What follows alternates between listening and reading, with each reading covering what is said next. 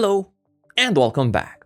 Today, I want to talk about magnetic cores and how their behavior can be simulated in LTspice. The specific property to be discussed is the core's magnetization loop and saturation behavior. So today, I will be looking at how this can be recreated in a simulation in LTspice. So if you're curious, then keep watching. Now, the standard inductor that you probably use, so one that looks like this, has an ideal behavior. The inductance, whatever value you give it, is a constant no matter what you do. This can easily be verified by applying a constant voltage and observing the constant rise in current. Now, just as an observation with this test circuit, to prevent any errors, there needs to be a series resistor in between an ideal voltage source and the ideal inductor. So that's why, in the voltage source, I added in this 1 milliohm of series resistance. And to observe only the behavior of the inductor, I specifically set the internal series resistance to be 0 ohms, since by default, if nothing is specified, the series resistance will be 1 milliohm.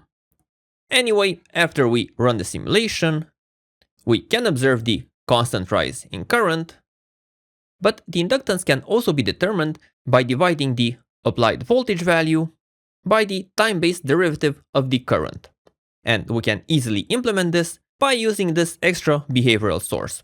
So here I simply put in the mathematics, and if we look at the inductance, we have an almost perfectly flat value of 100 micro.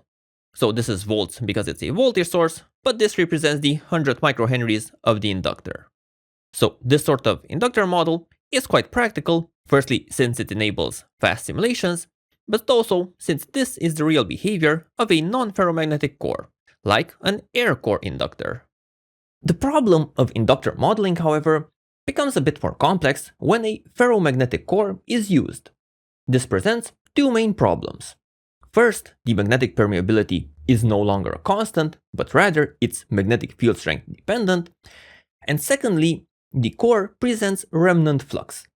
So the relationship between flux and field strength is not linear, but rather in the shape of a loop. So another way in which an inductor can be represented in LTspice is by providing core material data and a few constructive characteristics. So all of these parameters can be observed in the help file for the inductor, so both the magnetic core related parameters, as well as the dimensional parameters, and well, an inductor defined in this way looks something like this. So instead of the value, you just have this long string of parameters. Now, if we run the setup, so we have the same thing as before, the inductor being driven by a voltage source, and then we have our mathematical implementation to determine the inductance. And while we look at the inductance, we can observe that this is no longer a constant, but rather it starts at a certain high level, around 40 something millihenry, and then after the current reaches a certain threshold, the inductance abruptly drops and stabilizes at a different value. So something in the range of 1.5 millihenry.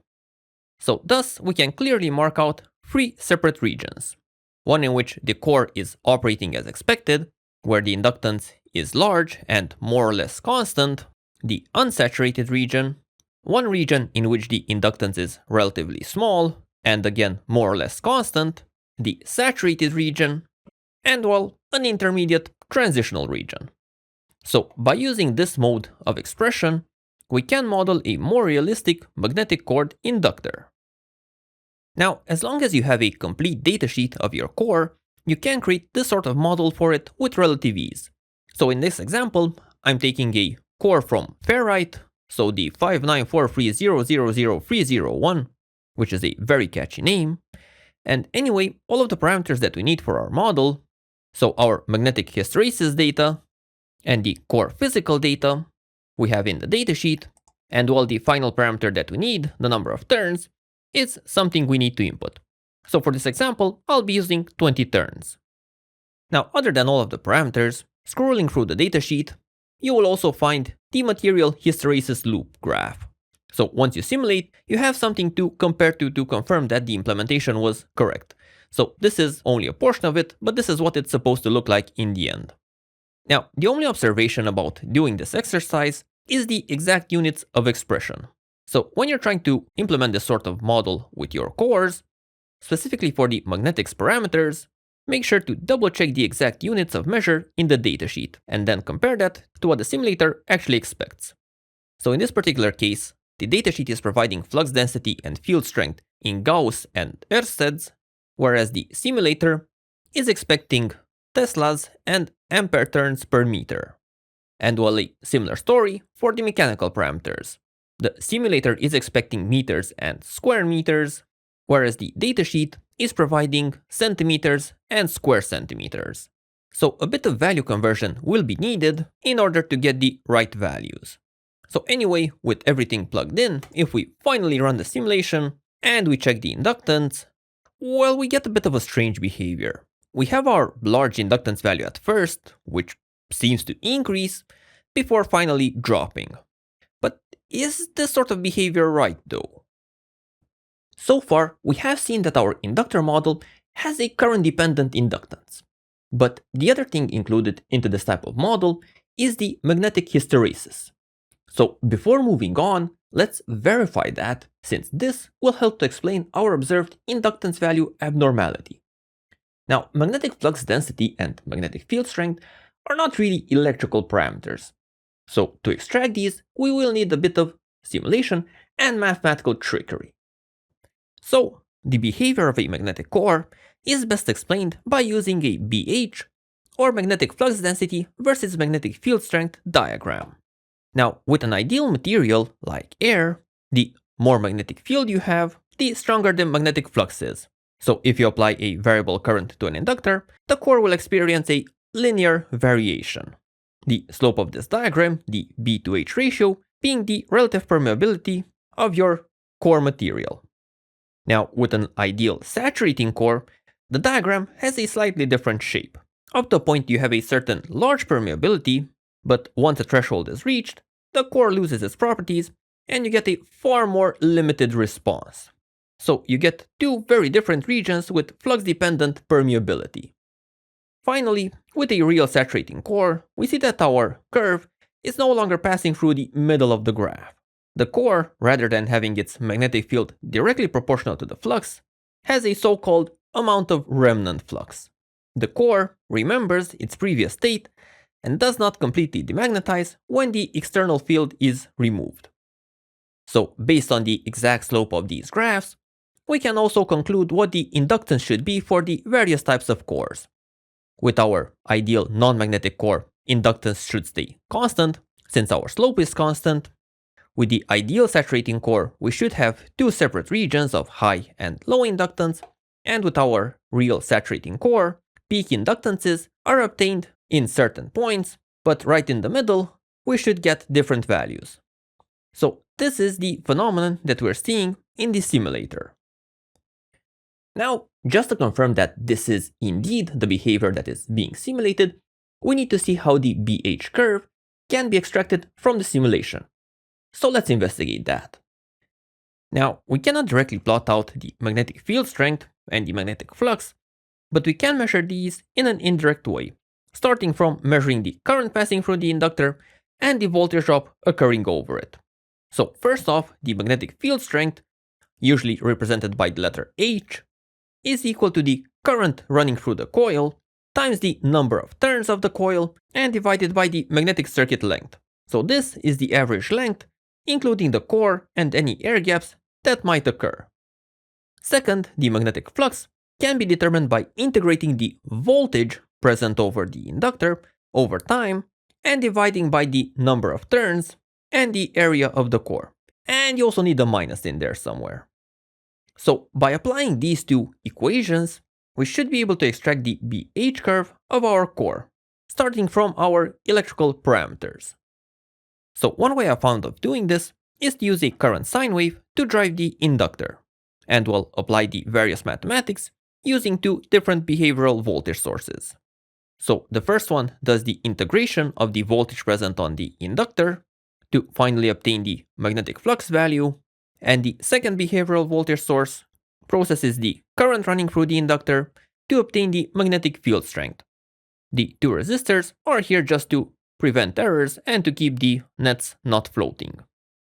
Now, to make life easy, I set some of our parameters as actual parameters so that they can be used both in our calculations, so when processing the magnetic data, as well as in the inductor model. So if anything changes, both of these are adapted at the same time. And well, at the end of the day, using this method, you should get a graph which is expressed in the standard units of measure, so amperes per meter and Tesla. And well, if we run this setup, and we first plot out our magnetic flux density, and on the second axis, we right-click, and rather than plotting out time, we plot out the magnetic field strength, so the voltage in net H, we get our full BH curve, which is also starting from the center. So we see our initial magnetization, and then it continues to form the full loop. Now we can confirm if this display is correct by going along the graph and comparing the points in which the graph crosses the axis with the parameters that were set in the inductors model. So our AC parameter, the coercive force, as well as the BR, the remnant flux, define the coarse intersections with the axis. So for the HC parameter, we are getting a value of 28.65, so just as in the model, and for the remnant flux, around 197 milli. So very close to the 220 milli that was defined. And while the BS parameter is the saturation flux density, so this is obtained at very high magnetic flux values, we are getting a value of 333 milli, and it should be 350 milli. So more or less, all of these match up with our inductor definition. So the model and the extraction method seems to be working just fine. So far, we looked at how an isolated inductor can be modeled. When working with standalone inductors, this will be sufficient. However, if you're working with transformers built around magnetic cores, the simulation setup becomes slightly more complicated. Now, the standard transformer model definition in LTspice is built around placing inductors and tying everything together with a K or coupling statement. And as long as you're using the standard idealized inductors, this works perfectly fine. So if I just quickly run the simulation, voltage goes in, voltage goes out. However, if we replace this type of definition with our magnetic core definition, so let me just rearrange these a bit, and we try to rerun the simulation, well, we are getting a very nice error. So this mutual inductance statement doesn't work with nonlinear inductors. So we need to tackle the problem in a different way. We can't really build a transformer with a magnetic core using this type of definition.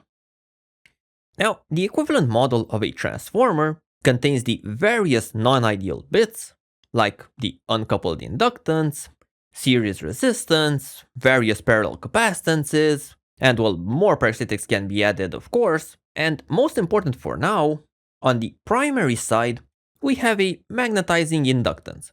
So this is the inductance of the primary side when the secondary side is left open. And well, other than these is an ideal bit. So this has the property of translating the voltage and current from one side to the other based on the turns ratio. With multiple secondaries, we keep all of the parasitics, but we just need to expand on the ideal bit. So the trick to modeling a transformer that has a magnetic core is to model the primary, specifically the magnetizing inductance, as we've seen before. So this needs to contain the magnetic hysteresis behavior and the various core properties. Afterwards, you can add in the various parasitics and this ideal bit. And thus, you should get a complete transformer model with magnetic hysteresis included. So, to translate this into LTspice, first I built a reference transformer using the classical implementation. So this has a 1 mH primary inductance and a turns ratio of 1 to 2, which gives a inductance ratio of 1 to 4. So that's why the secondary has 4 mH.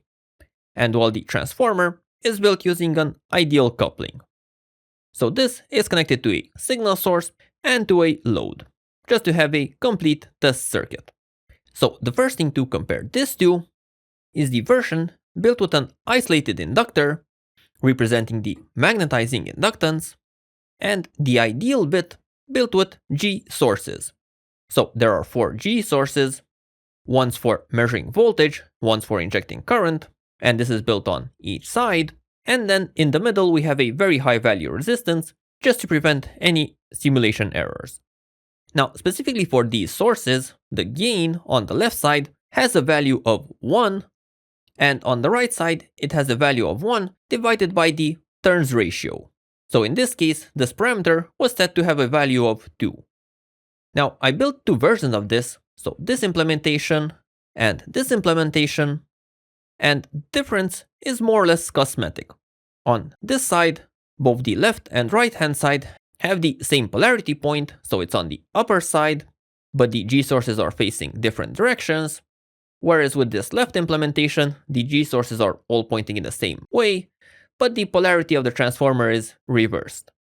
So that's why here the ground connection is on the upper side, whereas on the other, it's on the bottom side. So anyway, if we now run the circuit, we can compare the outputs of the three implementations. So starting off with the reference, we can compare it to the first version and the second version, and we can see that all of them have the exact same output with the exact same phase. So all three of these circuits are equivalent.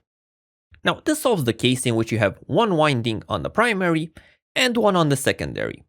But if we need more windings on the secondary side, we can create this sort of implementation. So the difference here is that I multiplied the ideal bit by another time, and both of these ideal bits are connected in parallel to the primary. So we still have a single primary side magnetizing inductance, but the ideal bit is now twice. So in this case, we have a winding with a turns ratio of 2, so this NS1 parameter was previously defined to have a value of 2, and this secondary winding has a turns ratio of 3. So if we now run the simulation, we can check the primary side voltage, it's plus minus 1 volts, the first secondary side has plus minus 2 volts, and the other secondary has plus minus 3 volts. So we are getting our voltage transformation as expected. And we can also check the power balance. So on the first secondary, in the first 10 ohm resistor, we have about 200 milliwatts. In the second resistor, we have around 400 milliwatts. And on the initial source, we have the total of 600 milliwatts. So the primary side power is almost exactly equal to the sum of the secondary side powers. So now, with our base topology established, we can swap the ideal magnetizing inductance with our saturating inductor. So for that, I created this implementation. Here I'm using for the magnetizing inductance the definition that we were previously using. And well, just to highlight the effect of saturation, I choose some specific driving signals that will run the core into saturation. So if we run this thing, we have a turns ratio of 1:1. Primary and secondary side voltage is the same, so we are getting our voltage transformation through the transformer. But if we check the secondary side current, so this is a nice sine wave. However, the primary side current isn't. So after a period of current stabilization, if we zoom into the end of this, we can see these symmetrical peaks appearing. So these are indicative of the core saturation, because this is not the current that is going through the secondary. So all of these peaks going up and down are appearing because of our saturating inductor. And these are indicative of core losses. So the easy way of checking losses with the setup is simply plotting out the power dissipation on the inductor and, well, determining the average. In this case, it's only 28 milliwatts. But this is quite significant considering that the output power of the transformer is only 60 milliwatts. But anyway, the point is that this sort of model can be used to simulate transformers using a more realistic implementation of the magnetic core. In the end, simulating the behavior of a magnetic core is a crucial part in creating realistic simulations, not just for a basic mains transformer, but also for more complex applications like switching converters. As long as the magnetics are simulated accurately, you can have a good visualization of the various core losses that can occur in a practical implementation. Now, trusting the simulation is one thing, but how do you verify that the core actually has a hysteresis loop? Well, that's a topic for next time. For now, Hope you enjoyed this video, and if so, there are more similar videos on my channel that you might want to check out in these links. And if you want to be up to date with my latest releases, also consider subscribing. See you next time. Bye bye.